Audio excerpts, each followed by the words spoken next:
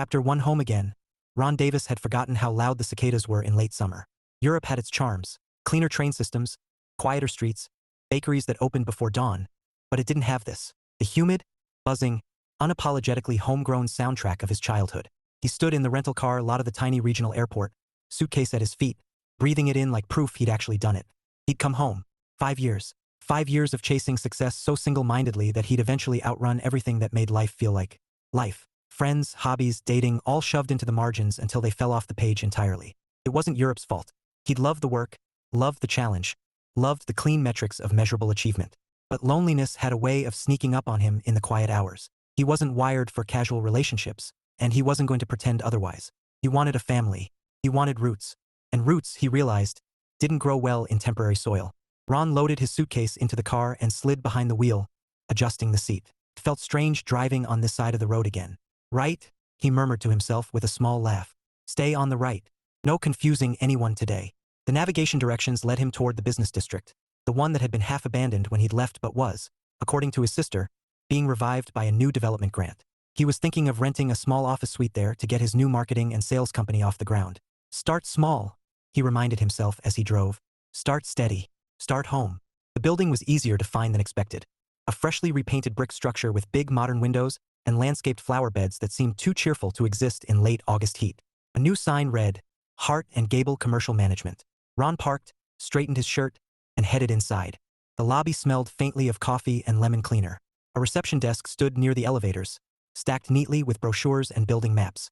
Behind it, a woman with caramel brown hair pulled into a loose bun was typing rapidly, the pace confident and rhythmic. She didn't look up immediately. Hi, Ron said, stepping closer. I'm here to tour the available suites. I had an appointment. Name's Ron Davis. The woman looked up. Her eyes were warm brown, thoughtful, and sharp in a way that suggested she often noticed things people didn't expect her to. She blinked at him, then tilted her head just slightly, like she was comparing him to a memory. Ron Davis, she repeated. Right? Yes. Suite 214 and 218. I'm the property manager. I'll show you around. Her tone was friendly but professional, nothing unusual, except for the way she kept studying him, almost amused. Ron wondered if he'd tracked mud into the lobby without realizing it. Great, he said. Thanks. She grabbed a keyring and stepped out from behind the desk. She was taller than he remembered any of the girls from his class being, though he immediately caught himself. Class? Why was he thinking in those terms? And then it hit him. He knew her, sort of, from high school. He didn't know whether to say anything. He wasn't sure he was right. People changed in a decade. Faces sharpened, softened, rearranged themselves around adult responsibilities. She led him to the elevator. I'm Elena, by the way. Elena Hart. He froze just a fraction of a second. Hart, of course. That Elena. They weren't friends back then, not really. Not enemies, either. Just two students in overlapping orbits. She'd been the girl who always looked ready to debate a teacher. He'd been the quiet one trying to get through classes without drawing attention he didn't know what to do with. He managed to smile. Nice to meet you, Elena. Her eyebrow arched. You don't remember me, do you? Ron coughed. Honesty. Always easier. I wasn't sure. You look familiar, but high school was a long time ago. Wow, she said, stepping into the elevator with a laugh. So very diplomatic. You look familiar, is the grown-up version of, I think we had math together. That's exactly what I was thinking, he admitted. She grinned. We did. Freshman year.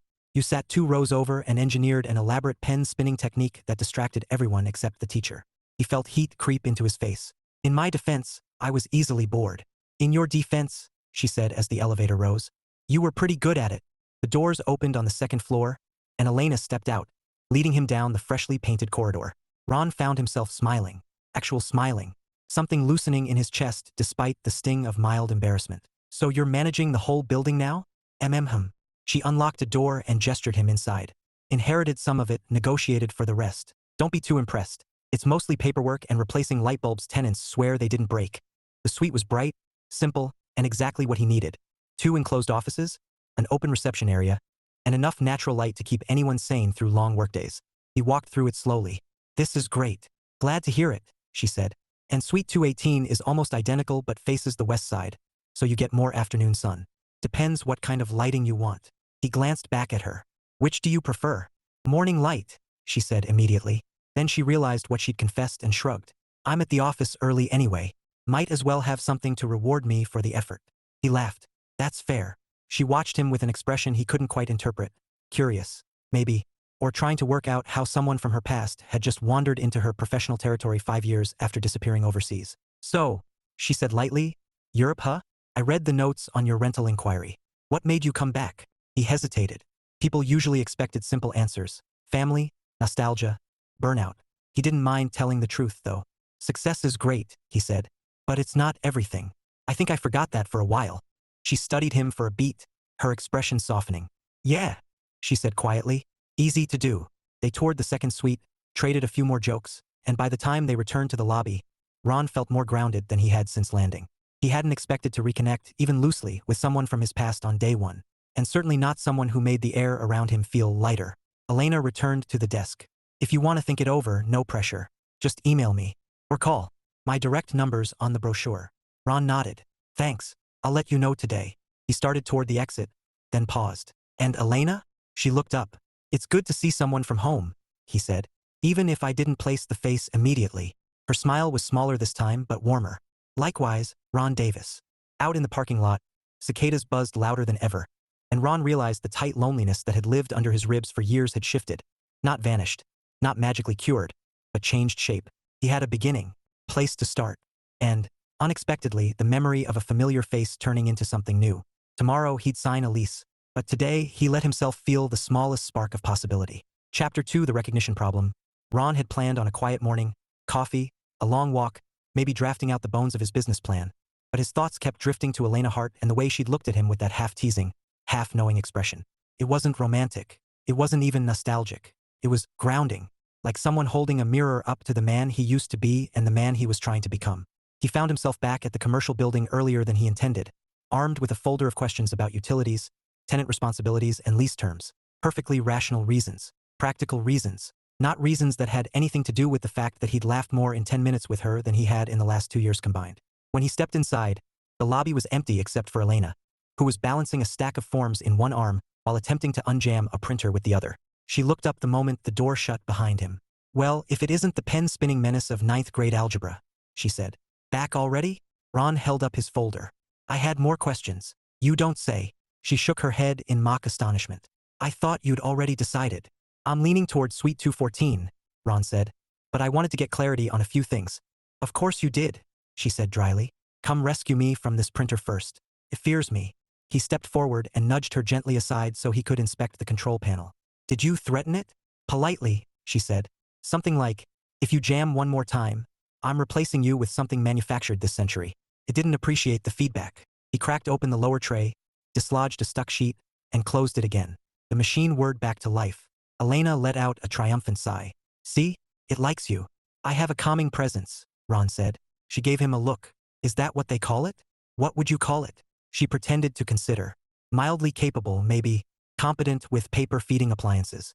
Possibly charming in a responsible coworker sort of way. He huffed a laugh. Wow. High praise. Don't get cocky.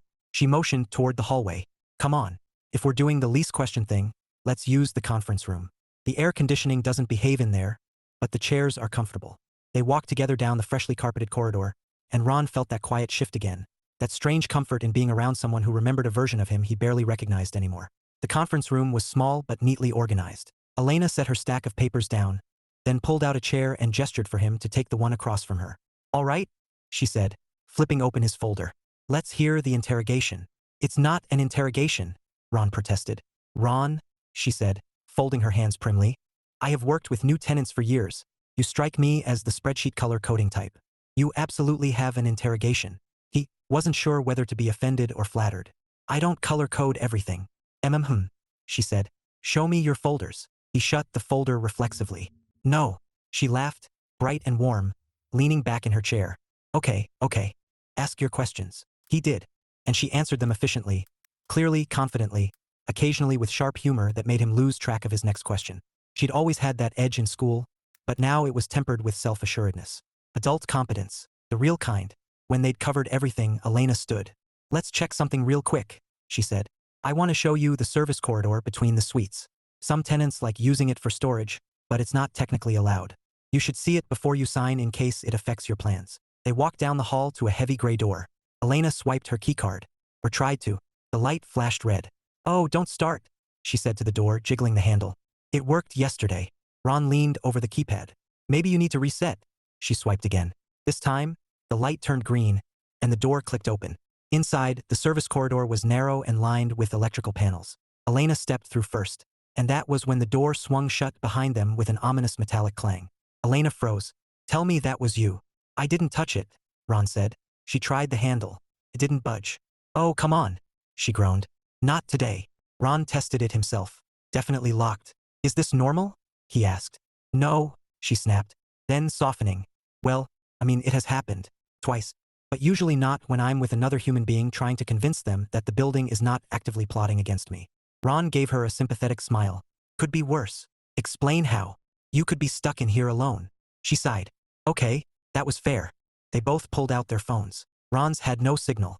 Elena checked hers and visibly deflated. Of course, she muttered. This hallway is basically a concrete Faraday cage. All right. Worst case, the cleaning crew comes in around 4. Ron blinked. 4? It's barely 10. I said worst case, she said. Stop looking at me like you're trapped in a bunker with a stranger. We're 2 adults. We can survive a few hours. He tried to laugh it off. I'm not worried. Oh, I know you're not, she said, pacing. I'm worried. I promised myself I would not get locked in small spaces with people I vaguely knew from adolescence. And here we are. You promised yourself that? Ron asked, amused. Listen, she said, pointing at him. I am very susceptible to secondhand embarrassment. Do you know what it's like being trapped in a place like this with someone you once watched accidentally launch a pen across a classroom? He covered his face with a hand. I forgot that happened. I didn't, she said lightly. You were mortified. It was adorable, actually. He peeked at her. Adorable? She waved that off. Focus. We need to troubleshoot. They tried everything. The card reader, the emergency call button, which seemed to connect to absolutely nothing, and even knocking loudly enough that Ron suspected they resembled 2 people trying to escape from a warehouse in a sitcom. Eventually, Elena slumped against the wall. Okay, fine. We accept our fate. Ron slid down next to her, knees bent, arms resting loosely over them. There are worse fates. She glanced sideways. You're taking this surprisingly well. I've spent the last 5 years in airports, he said. This corridor is practically luxurious by comparison. And at least here, no one's announcing delays. Elena laughed softly. Fair point. They sat in quiet for a moment. Not uncomfortable, just quiet. So, she said after a beat, you really don't remember much from high school? I remember some things, Ron said. Mostly that I was trying too hard to look like I had everything together. You did look like that, she admitted. Like you were half in the room and half already planning whatever came next. He nodded. Yeah, that sounds about right. Elena nudged his arm lightly with her shoulder. You seem different now. Different good or different bad? Different, here, she said, tapping her chest. Like you're not running anymore. He considered that. I'm trying not to. Her expression softened. Good. Before he could respond, the door handle suddenly rattled. A second later, the door cracked open and a maintenance worker poked his head inside, startled to find them sitting on the floor. Everything okay in here? He asked. Elena shot to her feet. Yes, great, perfectly fine. The door closed behind us. Yeah, it does that, he said. I keep telling management to replace the hinge.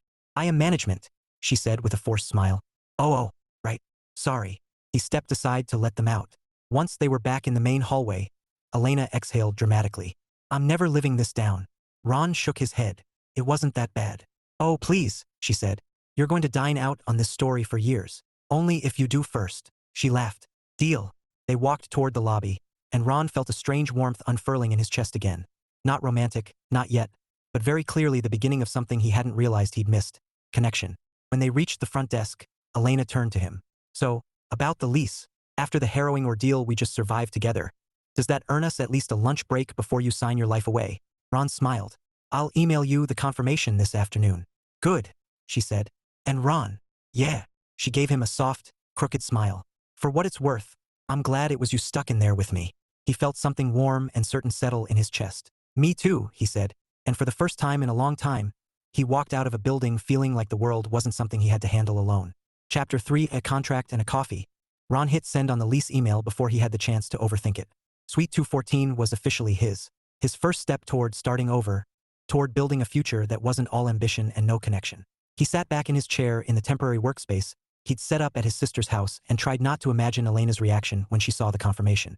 Professional, he told himself. She'll respond professionally. This is business. But the truth was, his pulse beat a little quicker every time her name crossed his thoughts, like some part of him recognized something important before the rest of him caught up.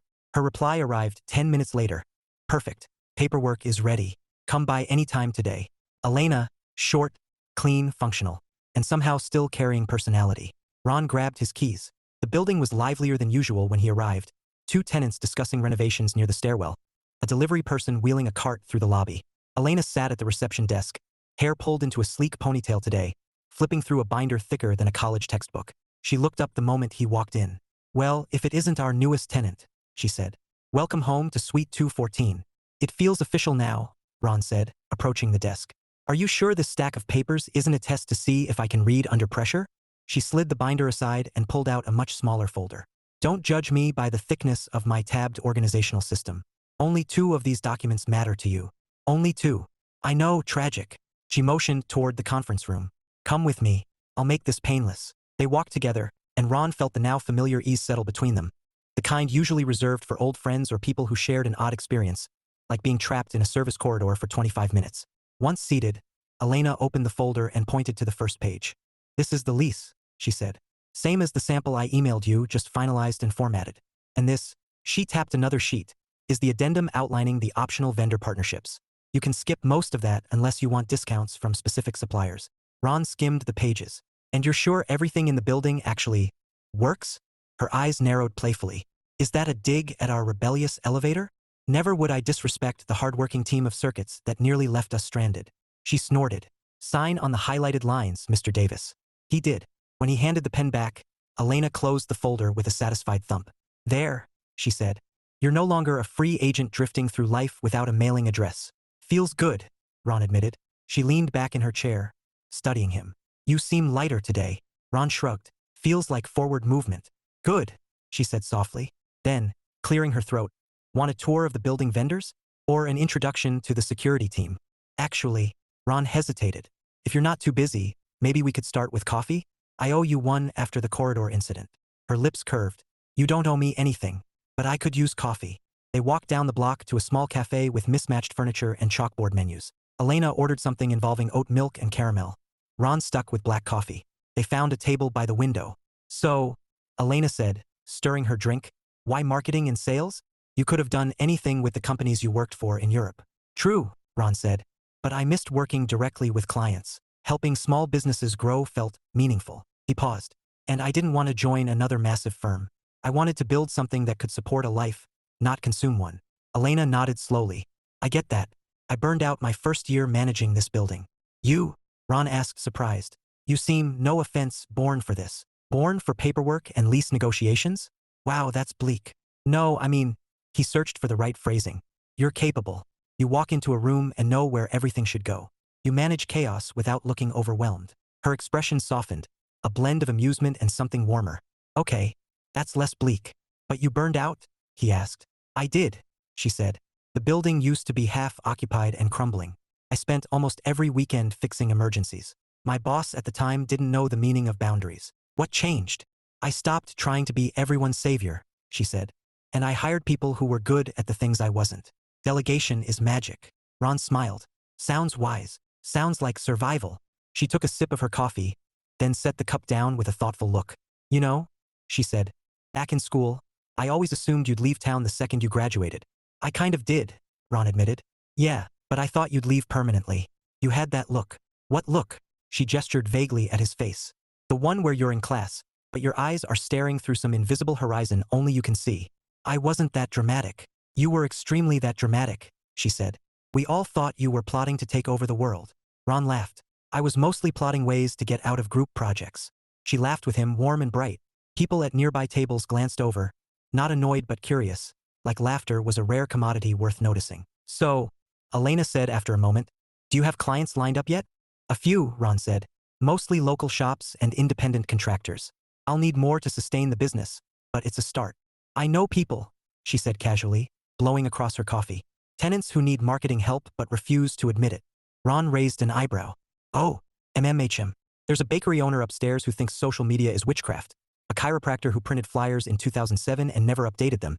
And one guy who tried to advertise his plumbing services on scented candles. Ron blinked. Why scented candles? He said it was memorable. To who? I have no idea. Ron laughed so hard he had to set his coffee down. Elena watched him with a satisfied smile. See? You're perfect for them. I'm not sure fixing candle-based plumbing ads was the niche I envisioned, but I'm open to possibilities. She tilted her head slightly. You really are different now. Ron sobered a bit. In a good way? In a more human way, she said gently. Before, you seemed too focused on the future to be part of the present. Now it feels like you're actually here. He let that settle.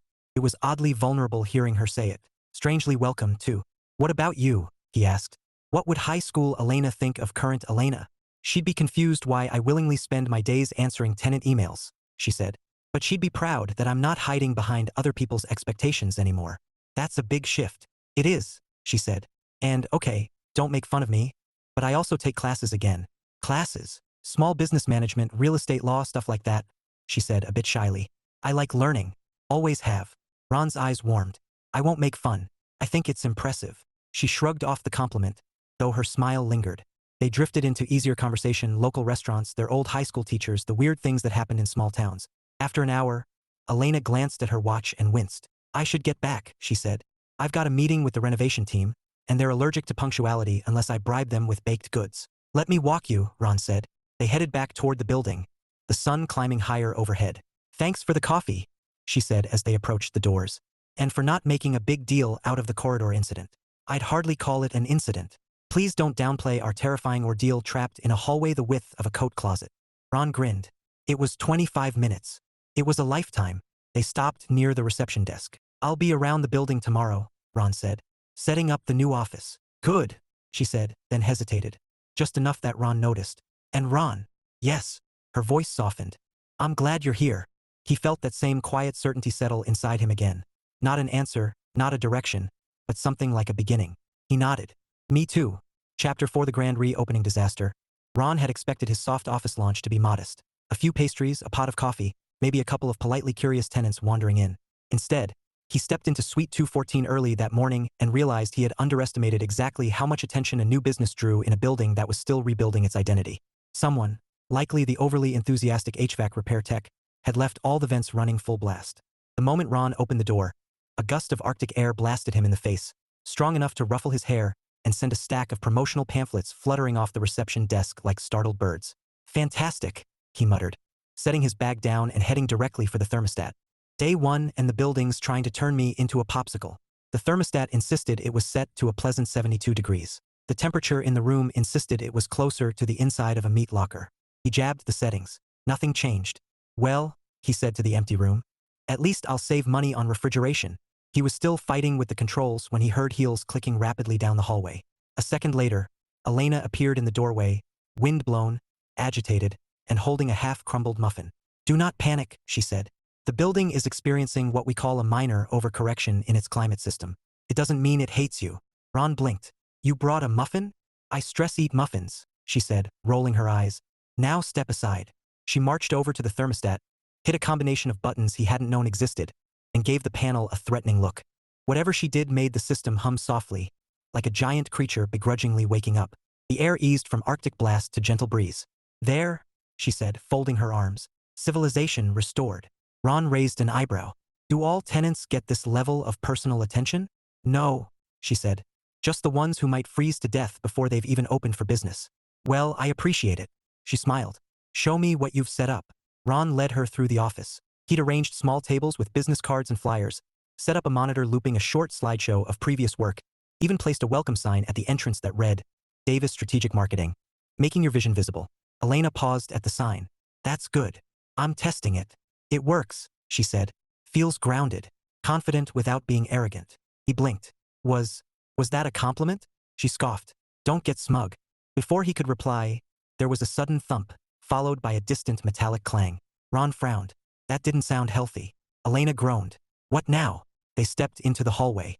A gaggle of tenants stood clustered near the stairwell, all looking up at the ceiling with mixed curiosity and annoyance. One was fanning himself with a folder.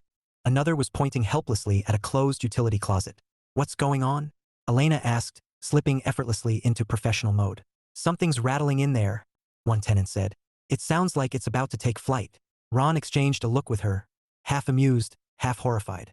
Elena knocked on the utility closet door, listened, then sighed. It's the HVAC booster fan. Again. Ron laughed softly. Your building has personality. Don't encourage it, she warned before turning to the tenants. Give me 10 minutes. If anything explodes, run toward the exit signs. Comforting, Ron murmured as she opened the door and was immediately confronted by a blast of warm air and the deafening whir of machinery spinning too quickly. The tenants dispersed as she stepped inside. Ron followed, even though he wasn't entirely sure what help he could offer besides moral support and the ability to hand her tools. Inside the closet, the booster fan looked like it had been installed during a previous century by someone with a questionable relationship to electrical codes. Elena crouched, examining a panel that was vibrating menacingly. Is there a manual? Ron asked. Yes, she said. Do I trust it? Absolutely not. What can I do? Hold this, she said, handing him a flashlight. Then she added, and maybe try not to let anything electrocute either of us. He held the beam steady as she unscrewed the panel and wrestled with a wiring harness that looked like it had been improvised using equal parts hope and duct tape. You sure this is safe? Ron asked. No, she said cheerfully. But I once spent an entire summer fixing irrigation systems on my aunt's farm. After that, this is just loud. A few minutes later, she reconnected a wire, tightened a fitting, and tapped the casing with the handle of her screwdriver like she was disciplining a misbehaving pet. The fan slowed. The rattling stopped. The room fell blessedly quiet. See? She said, brushing hair from her forehead with the back of her wrist. Crisis averted. Ron shook his head in admiration. You are full of surprises. I contain multitudes, she said with a firm nod. Then her expression softened into something teasing. Now go open your office. I'll make sure the building doesn't collapse before lunch. Back in Suite 214, Ron finished last-minute adjustments. 20 minutes later, tenants and local business owners began trickling in. Curious faces, warm greetings, polite questions. He slipped comfortably into professional rhythm, talking about services, answering inquiries, offering insights where it felt natural. But every time he caught sight of the hallway, he found himself looking for Elena. She appeared eventually, stepping into the room with a clipboard tucked under her arm, her expression equal parts watchful and proud. How's the turnout? She asked, coming up beside him. Better than expected, Ron said. I've already had 2 people ask about long-term contracts. Look at you, she said, officially a functioning adult. Ron leaned toward her. I thought I earned that title when I didn't panic in the service corridor. She laughed. You earned half credit. He opened his mouth to reply when, clack, the overhead lights flickered, buzzed, then went out completely. A collective groan rose from the room. Oh no, Elena whispered. Ron exhaled slowly. Should I assume this is normal? No, she said. No, this is spectacularly inconvenient. Backup lights kicked on a second later, bathing the office in uneven, too bright illumination. Conversations restarted in awkward bursts. A few guests chuckled, taking it in stride. Then a door in the hallway slammed open, and someone shouted, The HVAC system is stuck on heat. Elena's eyes widened. I have to go, Ron said quickly. I'll be fine. She darted out the door, ponytail flying behind her, leaving Ron surrounded by warm air and the hum of emergency lighting. A bakery owner approached him. Is this part of the ambience? Ron smiled. Only if you enjoy immersive climate-themed experiences. The bakery owner laughed and continued browsing the flyers. Despite the chaos, the event surprisingly worked. People connected over shared inconveniences. They laughed with Ron, teased him about the adventurous atmosphere, and offered leads on potential clients. Still, each time he glimpsed movement in the hallway, he found himself glancing toward the door, waiting for Elena's return. When she finally reappeared, cheeks flushed, hair escaping its tie, clipboard now covered in new notes, she looked like someone who had just battled a dragon made entirely of ductwork and stubborn thermometers. Ron stepped toward her. Everything okay? Mostly, she said. The HVAC is cooperating. For now. The lights should stabilize soon. And I bribed the renovation crew with donuts to stop drilling during your event. I didn't hear any drilling. Exactly, she said proudly. You're welcome. He smiled, wide and sincere. Thank you. She looked around at the bustling room. The conversations, the laughter, the guests who actually seemed engaged rather than annoyed, and something soft warmed her expression. You did it, she said. This is a good place for you. Before he could answer, a guest approached to ask about service packages. Ron excused himself with a quick glance back at Elena, who nodded and drifted toward the snack table, pretending not to be watching him work.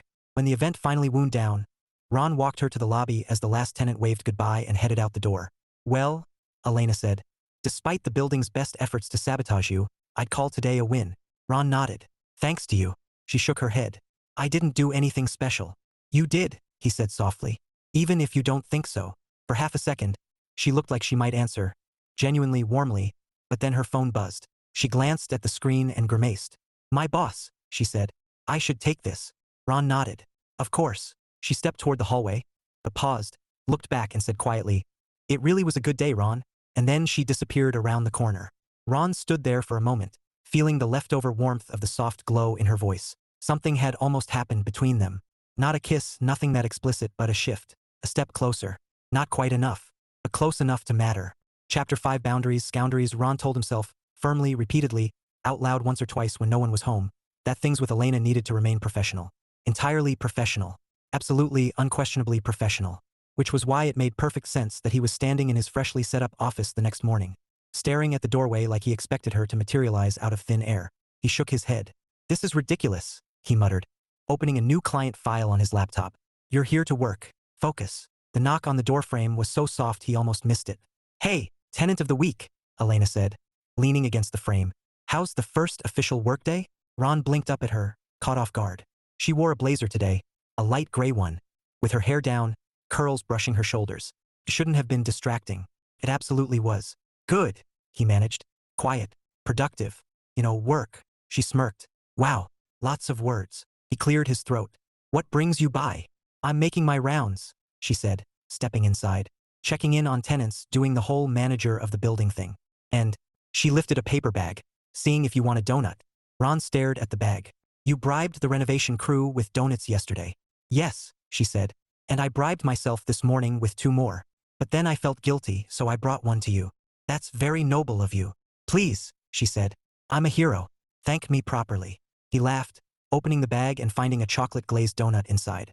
Thank you properly. You're welcome. She started to turn, then paused, tapping her fingers on the edge of his desk.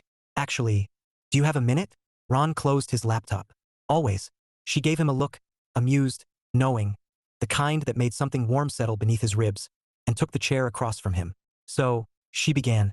A few tenants were talking about revamping their marketing materials. And since you're the marketing guy in the building now, I thought maybe.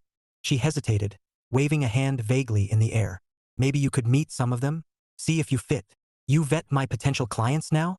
Ron asked. Obviously. I take my responsibilities very seriously. He grinned. I'd be happy to meet them. Great, she said, a little too quickly. I mean, professionally great. Strictly business. No funny business. Ron tilted his head, amused. Funny business? You know what I mean, she said, flustered. No, whatever. He raised an eyebrow. You're the one who said it. Her shoulders slumped in irritation at herself. Ignore me. He didn't. But he changed subjects for both their sakes. Who did you have in mind? There's the bakery owner, the scented candle plumber's neighbor, and a few folks from the 2nd and 3rd floors. I could introduce you. I'd like that, he said. Her gaze flicked up, softening slightly before she forced herself back into sharp professionalism. Strictly business, she said again. Of course. They stared at each other a beat too long. Then both spoke at once. I was thinking. They stopped. You go, Elena said. No, you. She made a frustrated noise. Someone talk, please. Ron chuckled. I was going to say that I appreciate everything you've done. Yesterday. Today. It's more support than I expected. Her expression shifted. Something tender but guarded. Tenants don't usually thank me. They mostly complain that the printers are plotting against them. I'll be sure to complain loudly next time, Ron said. Just to balance things out. Her laughter hit him harder than it should have. Okay, she said, standing. Come on. Let's make introductions before I talk myself out of being helpful. They spent the next hour walking through the building as Elena introduced Ron to potential clients. The bakery owner immediately tried to convince him to test 3 varieties of muffins for business purposes. A chiropractor insisted the only marketing he needed was vibes. A graphic designer on the 3rd floor eyed Ron's business card like it might bite before muttering that he would review it philosophically. Through it all, Elena hovered with a mix of pride and mischief. After the 4th introduction, Ron leaned toward her. These are characters. Welcome to commercial leasing, she said. If they seem eccentric, just wait until you meet the woman who runs the cat yoga studio. I'm sorry, cat yoga? Oh yeah, Elena said brightly. Cats climb on you while you stretch. People love it. Ron blinked. Isn't that painful? Emotionally or physically? He opened his mouth, closed it, opened it again. Yes. She laughed so fully that it echoed off the hallway walls. Come on, she said. One more introduction, then we'll take a break. Break, Ron echoed. Yeah, she said casually. Coffee break, if you want, or tea, or water. Or if you're secretly a smoothie person, I can work with that. Ron attempted a neutral expression. He failed. Coffee sounds good, he said. Good, she said, far too quickly, then cleared her throat. Because it's professional. To hydrate. Totally. Strictly hydration. Obviously. They were ridiculous. Both of them knew it. Neither acknowledged it. The last introduction was a small printing shop owner on the ground floor whose biggest marketing problem, astonishingly, was that he hated fonts. All fonts, he said passionately. Except Arial. Ron nodded diplomatically. Arial is dependable. Exactly, the man said, thrilled. A font for the people. They left the shop, and Elena immediately burst into laughter. Arial? She wheezed. I panicked, Ron admitted. They walked in companionable silence toward the cafe down the street. The air was warm, the sun soft, the day unhurried. A perfect backdrop for whatever was happening between them that neither of them dared name. Inside the cafe, they grabbed drinks and found a small table in the corner. So, Elena said, stirring her coffee, do you feel more plugged into the building now? Definitely, Ron said. And I might have a few leads. You will, she said with surprising certainty. People like you. Ron blinked. You sound confident. I am, she said, shrugging. You're competent, easy to talk to, and you don't treat people like they're stepping stones. It stands out. Ron stared at her a beat. You really think that? Elena shifted, a tiny flicker of vulnerability crossing her face. Yeah, I do. He swallowed. Thank you. Her eyes met his, and the air changed. Not dramatically, not cinematically, just enough that neither of them moved for a long few seconds. Then she inhaled and straightened. Anyway, boundaries. We should talk about those. Ron blinked. Boundaries? Yeah, she said, forcing a bright tone. You're a tenant. I'm building management. That's a line we probably shouldn't blur. Probably, Ron agreed quietly. They sat with that word between them, probably, because it wasn't no, not even close. She drummed her fingers on the table and sighed.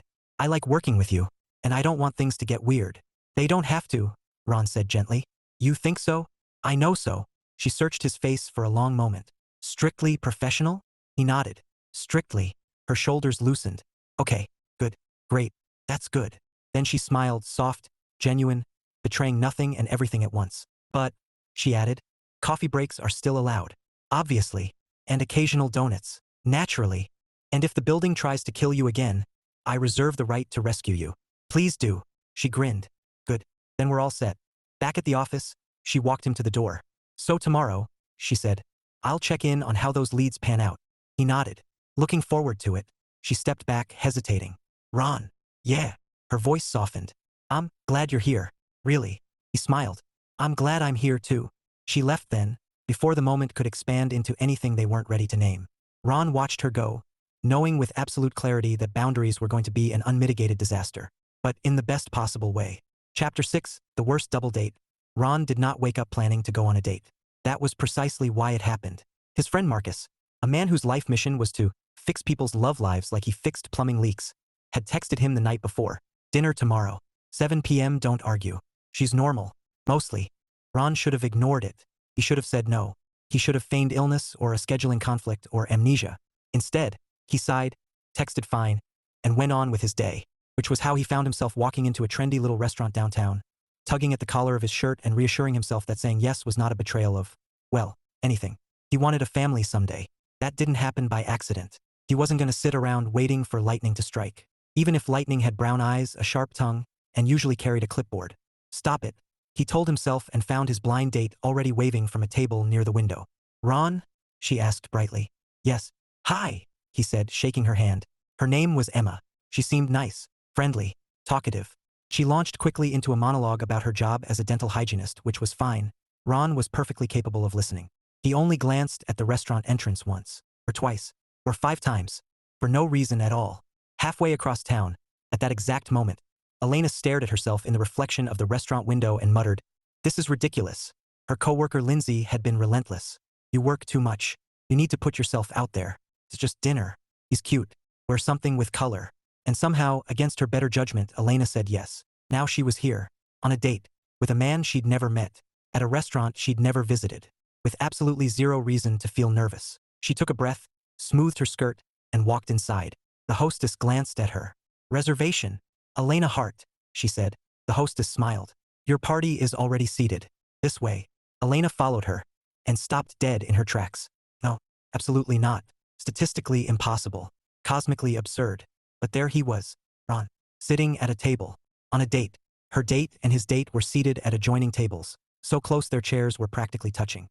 Elena wanted to melt into the floor, or turn invisibly translucent, or somehow reverse time by 15 minutes. Instead, She stood frozen while the hostess beamed and gestured at the table directly beside Ron's. Here you go. Ron looked up at the movement and froze just like she had. Elena, he said. Her date, Adam, judging by the text Lindsay had shown her, stood politely and extended a hand. Hi, you must be Elena. She shook his hand automatically, her eyes still locked with Ron's. Ron's date smiled uncertainly. Do you two know each other? Elena cleared her throat. We work in the same building. Ah, Emma said. Small world. Too small, Elena thought. Adam sat back down. I heard this place has great risotto. Ron blinked. Yes, probably. Emma gave him a curious look. You okay? Fine, Ron said, a beat too quickly. Totally fine. Elena sat, trying to appear calm. Her pulse did not get the memo. For the next several minutes, both tables attempted polite conversation. If one did not look at the proximity or the stolen glances, or the fact that both Ron and Elena kept answering questions at the wrong table, one might even say things were going well. And that's why Tartar control is critical, Emma was saying, animatedly describing Plaque as if it were an enemy combatant. Ron nodded. Absolutely. And, he glanced right. I didn't realize this restaurant was popular on Wednesdays. Elena nearly choked on her water. Adam smiled at her. So you manage a building? That sounds exciting. It's paperwork and broken thermostats, she said. Very glamorous. Ron hid a smile behind his glass. Emma asked, so how long have you two worked together? We don't, Elena said at the exact moment Ron said. Just recently. They paused, looked at each other, looked away. Adam's eyes narrowed with amused confusion. You sure you two aren't? No, Ron said quickly. Absolutely not, Elena said simultaneously. Emma raised an eyebrow. Ha! The waiter approached, mercifully breaking the tension. Are we ready to order? Ron gestured to Emma. Go ahead. Elena looked at her menu but couldn't concentrate. Adam ordered something with truffle. Emma ordered salmon. Ron ordered whatever he pointed at first. Elena? The waiter asked. She lifted her eyes and met Ron's. His expression was warm, familiar, gentle in a way that tugged at something low in her stomach. She snapped her gaze back to the menu. The chicken. Please. Thank you. Great. The waiter left. Silence settled, heavy, awkward, suffocating. Adam finally laughed. This is hilarious. Elena blinked. What? He gestured between her and Ron. I mean sparks. Everywhere. Ron coughed so hard he nearly inhaled an ice cube. Emma leaned back, arms crossed. I sensed something. There's nothing, Elena said. Absolutely nothing, Ron echoed. Adam raised an eyebrow. Sure. Emma shrugged. People say they're nothing all the time. That's how every rom-com starts. Ron nearly dropped his fork. Elena swallowed. We really are just friends, Ron said. Co-workers, Elena corrected. Professional acquaintances, Ron amended. People who've shared confined spaces, she said before she could stop herself. His expression shifted. Memories of the locked corridor. The closeness. The laughter. The shift neither of them had named. Emma's eyebrows shot up. Shared what now? Storage closet mishap, Elena said quickly. Completely innocent. Adam grinned. I bet. Oh my God, Elena muttered. This was already the worst date of her life. And the night was young. Dinner arrived. It did not help. Adam kept trying to make conversation, but Elena kept hearing Ron's voice at the other table. Emma asked Ron questions, but he kept glancing toward Elena's table. At one point, Ron and Elena both reached for their water glasses at the same time, glanced up, and immediately jerked their hands back like they'd touched hot stove coils. Okay, Adam said finally, dropping his napkin. This is absurd. Elena looked at him helplessly. I'm so sorry. He waved it off. You're nice, and clearly in emotional denial, but nice. Ron's fork clattered to his plate. Emma sighed. Same here. You're sweet, Ron, but you look at her like your brain is buffering every 10 seconds. Ron flushed. Do I? Emma nodded. Yes, it's very cute, actually, but terrible date behavior. Adam stood. I'm going to call Lindsay and tell her she owes me $5. Elena stared. $5? He shrugged. I bet her this date would be a disaster. Oh my God, she muttered. Emma stood too. I'm going to go get cheesecake to go. You too, she gestured between them. Talk or stare or whatever you've been doing all night. And just like that, they left the two tables and only two people remained. Ron and Elena sat in silence for a long, breathless moment. Then Ron exhaled. This is the worst double date in recorded history. It really is, Elena said weakly. They looked at each other, then laughed, helplessly, loudly, uncontrollably. People turned. Neither cared. When they finally calmed, Elena wiped her eye. We should go. Yeah, Ron said. Walk, please. They stepped outside into the warm evening air. For a moment, neither spoke. Then Elena said softly, You didn't have to be embarrassed. I wasn't embarrassed, Ron said. I just didn't expect to see you here. Same. They walked a few quiet steps more. Finally, Ron said, gentle but earnest, "It felt weird. Seeing you on a date." Elena's breath hitched. "Yeah, same." He looked down at her, expression open, vulnerable in a way she hadn't seen before. "We can still keep things simple. Professional. If you want." She met his eyes, and knew suddenly clearly that neither of them believed that anymore. "No," she said softly. "I don't think simple is in the cards." He swallowed. "Are we doing something about that?" "Not tonight," she said. "I need to think. And you're still technically on a date." "So are you." She smiled. "Not anymore." He understood. "He seemed nice. He is. Just not my person." Ron nodded slowly. "Yeah, I get that." They reached the corner where their paths split. Elena hesitated. "Walk home safe, Ron." "You too." They stood there 1 second longer. Two. Then she turned, heart pounding, and walked away. Ron didn't move until she was out of sight, hands in his pockets, expression dazed, like someone rearranging the entire map of their future. Because something had shifted tonight.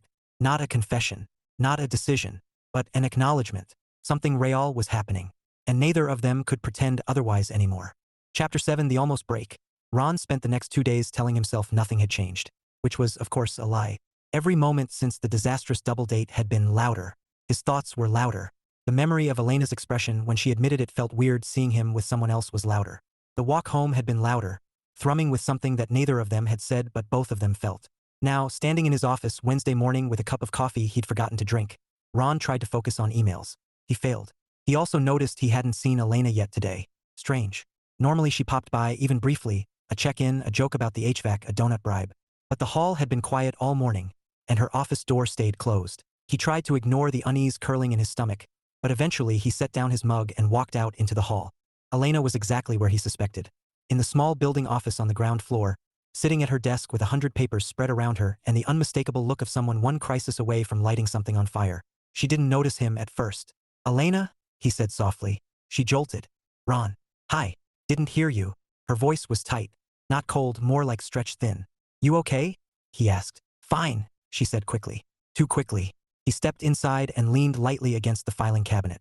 "You sure?" "Yes, totally. Absolutely. Completely sure." She stabbed a signature line with her pen. 100% fine." He watched her for a moment, then spoke gently. "What happened?" She froze, shoulders slumping. A long breath left her. "Building renovations hit a snag," she said finally. "The contractor wants an extra 3 weeks. My boss wants it fixed yesterday. Tenants are complaining. The finance team wants updated forecasts. And apparently," she gestured at the pile of papers, "I am the designated miracle worker." "Is that all?" Ron asked lightly. Her laugh cracked, thin, exhausted. "Funny." He moved a little closer. "Elena, you don't have to deal with all of this alone." "I do," she said, sharper than she meant. Then she sighed. "I'm sorry. It's just a lot." He nodded. "I get it. No offense," she said, rubbing her temples. "But you haven't even seen the worst part." "What's the worst part?" She hesitated, looked away. "You." Ron blinked. "Me?" "Well, not you," she said quickly. "Just you being here, in the building, existing." "I'm sorry." "No," she groaned. "I mean, it's distracting." He froze. Her eyes widened. "Not like that." "Okay. Yes, like that. But not." She dropped her head onto her hands. "I'm a disaster." Ron swallowed. "Elena." She shook her head. "It's not your fault. I'm just overwhelmed. And when I'm overwhelmed, the last thing I need is someone who complicates things." He understood. He hated that he understood. "I don't want to complicate your life," he said quietly. She sat back, closing her eyes for a moment. "No, that's not fair. You haven't done anything wrong. I'm just trying to keep boundaries, and last week they were blurry. And then the double date happened, and now everything feels." She made a small helpless gesture. "Messy." Ron nodded slowly. "We can make it less messy." "How?" she asked, opening her eyes. "Space," he said softly. "I can give you that." She flinched subtly, but enough that he noticed. "You want space?" she asked. "I want whatever makes your life easier," he said. Her gaze dropped to the papers again. "Right?" Something in his chest tightened. "Elena, maybe just for a few days," she said quickly. "Until I get the renovation situation under control. I can't think straight right now. And if I can't think straight, I make mistakes, and if I make mistakes..." He stepped closer, voice low and steady. "Hey, breathe." She blinked at him, as if only just realizing she'd been spiraling. "I don't want you to disappear," she said, quietly, almost reluctantly. "I just need room to get my head on straight." Ron nodded, though it felt like swallowing a stone. "Okay." She hesitated. The air tightened between them. I'm sorry, she whispered. You don't have to be. I do, she said, because you've been nothing but kind. And I'm pushing you away like a badly written sitcom character. He smiled faintly. You're much better written than that. Despite her mood, she snorted. That's not the point. Ron took a breath. Elena, look at me. She did. This isn't me walking away, he said. It's me giving you the space you asked for. When you're ready, I'm still here. Something flickered across her face. Gratitude, relief, fear. A mix of all three. Thank you, she murmured. He nodded once, stepped back, and walked out of the office with as much calm as he could muster. It wasn't until he reached the stairwell that the calm cracked. Space. It was the right thing. He knew that. But it didn't make the hollow ache in his chest any easier. The next 2 days were strange. They didn't avoid each other exactly, but their schedules never aligned. Ron caught glimpses of her hurrying down the hall, phone against her ear, clipboard in hand. She saw him once through the glass of his office door, but she didn't come inside. They exchanged brief, polite nods. No teasing. No coffee breaks. No warmth. He missed it. He missed her. But he also respected what she'd asked for. She needed room. The last thing he wanted was to push her into something before she felt steady again. Still, by Friday morning, the distance had grown enough that he wasn't sure what they were anymore. Co-workers? Almost friends? Something suspended between possibility and fear? He didn't know. He wasn't sure she did either. That afternoon, as he walked toward the exit with paperwork tucked under his arm, the building lost its battle with silence. Voices echoed from Elena's office, muted but tense. Her boss, he guessed. The tone was sharp, clipped, frustrated. Then Elena's voice rose, tight, brittle. I am doing everything I can. The contractor changed the timeline. I can't force drywall to install itself. More muffled arguing. More pressure. And then, I said I would fix it. I will fix it. Just give me a long pause. I understand. Her voice was thin, barely audible. Ron stood frozen in the hall. Every instinct told him to knock on the door, to check on her, to tell her she didn't deserve to carry everything alone. But she'd asked for space. She'd asked for distance. So Ron stayed where he was, hand tightening around the folder, jaw tense, and did nothing. It was the hardest nothing he had ever done. When Elena finally left the building that evening, she walked past him without seeing him. Eyes tired, steps heavy, shoulders tight with exhaustion. Good night, Ron said softly. She stopped, looked up. Her expression wavered, relief, guilt, something unspoken. Good night, Ron, she whispered. She walked out into the warm evening air. He watched the door close behind her, feeling that hollow place stretch wider. Something was breaking. Not completely, not yet, but enough to hurt. Enough to make him wonder if giving her space had been the right choice, or the beginning of losing her. Chapter 9. New lease, new life. Monday morning arrived with the first faint promise of autumn in the air. Crisp, bright, and strangely symbolic. The kind of weather that whispered about new beginnings even before anyone asked for them. Ron arrived early to the building, coffee in hand, more energized than he had been in years. The world looked clearer lately. Not lighter, he didn't feel like floating. More like someone had finally realigned his internal compass, pointing him toward something real, something he could build on. He passed the reception desk, glanced instinctively toward the office on the right. Empty. For 1 second, his stomach dipped, until he heard footsteps behind him. Trying to sneak past me? Elena asked, stepping through the entrance with a travel mug and hair that looked wind-tousled from the morning breeze. Her smile was unguarded now. None of the tension from a week ago, none of the distance. Warm. Easy. Familiar in a way that already felt dangerous and safe at the same time. Ron lifted his cup. Not sneaking. Strategically advancing toward my office. She snorted. Coward. He laughed. Good morning. The greeting landed softly between them. Ordinary words. Extraordinary meaning. She walked closer, lowering her voice just a bit. Hi. Something in the quiet warmth of it pulled him forward before he made the conscious choice. She stepped into his space just enough for her shoulder to brush his when she passed him. It wasn't an accident. Neither said anything about it. They spent the morning half working, half checking the hallway for signs of each other. It was ridiculous. It was predictable. It was nice. Actual nice. Something gentle and steady building underneath everything else. Around 10:30, Elena appeared in his doorway with a folder. Building updates, she announced. And also, I brought muffins. Don't read too much into that. Ron leaned back in his chair. Oh, I'm absolutely reading into that. It's practically a declaration of affection. She tossed a blueberry muffin onto his desk. Behave. No promises. She rolled her eyes but didn't leave. Instead, she perched on the edge of his desk, flipping the folder open. So, she said, tapping the first page. The revised renovation proposal you helped restructure? My boss loved it. Said I showed impressive strategic initiative. I'm pretending I didn't hear the shock in his voice. Ron grinned. Told you it was solid. She gave him a look, one part appreciative, one part soft, one part one still can't believe we're doing this. Thank you, she said, quietly, sincerely, for helping, for being patient, for everything. Ron shrugged like it was easy, like supporting her wasn't the most natural thing he'd done in years. You're welcome. She slid off his desk but didn't immediately step away. Lunch later. His smile widened. Absolutely. Good, she said, then hesitated. And maybe another walk after? Even better. She was halfway through the doorway when he said, Elena. She paused. Yeah. You look happier today. Her eyes softened to something bright and warm. I am. Lunch was light, unhurried. Sandwiches from a shop down the block eaten on a bench in the small courtyard behind the building. They talked about everything except the heavy things. Favorite meals, awkward childhood moments, odd tenants, travel stories. Every sentence came easily. As they walked back, their hands brushed once, twice. The third time, she didn't pull hers away. Ron didn't either. It wasn't dramatic. It wasn't a declaration. It was simple, natural, and utterly grounding, fingers interlacing like they were made to. Elena looked down at their joined hands, then up at Ron. I guess boundaries really are overrated. He squeezed lightly. Completely overrated. She laughed, bright, unburdened, before leaning her shoulder into his. That afternoon, Ron received 3 new client inquiries. Elena brought him a second muffin with a flimsy excuse about inventory reduction. The tension of the past week dissolved thread by thread until they both moved through the building as if sharing a quiet, private secret. By late afternoon, the office took on that end-of-day stillness, the hum of fluorescent lights, faint footsteps in the hall, doors clicking shut one by one. Ron was packing up when he heard her voice again. You have a minute. He looked up. Always. She stepped inside, closing the door behind her.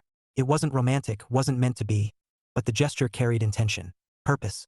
I've been thinking, she said, crossing her arms lightly. About what? About us. She met his gaze. About how we're supposed to make this work. He nodded. We can figure it out. She paced a step, then stopped in front of his desk. I don't want to hide anything. I don't want us to pretend we're just work acquaintances. But I also need to handle this professionally. If anyone asks, I want to be able to look them in the eye and say we're doing this like adults. Agreed, Ron said. Which is why, she continued, reaching into her bag. I drafted something. He blinked. Drafted what? She pulled out a sheet of paper. Formal header, structured paragraphs, signature lines. A relationship lease agreement? Ron said, voice caught between disbelief and fond laughter. It's symbolic, she said, flushing. Mostly symbolic, also partially practical. He scanned the first line. This agreement acknowledges the mutual interest and developing relationship between the undersigned, whose professional connection shall continue with transparency, communication, and reasonable discretion. You wrote this? He asked, smiling. I am a property manager, she said, lifting her chin. I write good contracts. It's adorable, he murmured. Don't start. He read on. Section 1. Parties agree to communicate directly about concerns. Section 2. Boundaries may be adjusted with mutual consent. Section 3. Donuts shall not be used to manipulate emotional outcomes. Ron snorted. Absolutely not. Donuts are powerful tools. That's exactly why I added Section 3. He reached for his pen. Where do I sign? She stopped his hand, her fingers warm over his. You don't have to sign it. I only meant we're in this intentionally. Together. Ron looked at her for a long moment. Then he signed. Elena stared at the paper, then at him, then laughed, soft, breathless, disbelieving. You're ridiculous. You started it. She leaned in. Not for a dramatic kiss, not sweeping or cinematic. Just a soft, real one. The kind that tasted like relief, slow warmth, and quiet certainty. When she pulled back, her forehead rested against his. You know this is going to be messy sometimes, right? She whispered. I hope so, Ron murmured. Messy means we're living. She smiled a guy. NST him. And, he added, I'm very good with long-term leases. Elena swatted his arm, laughing. Terrible joke. Truly awful. Still true. She sighed, happy, content. Ready to go home? Yeah, he said, taking her hand. Let's go. They walked out of the office together, hand in hand, no hesitation, stepping into the cool evening air like two people who had finally found the right place to begin something real. A new life, a new love, a new lease, together.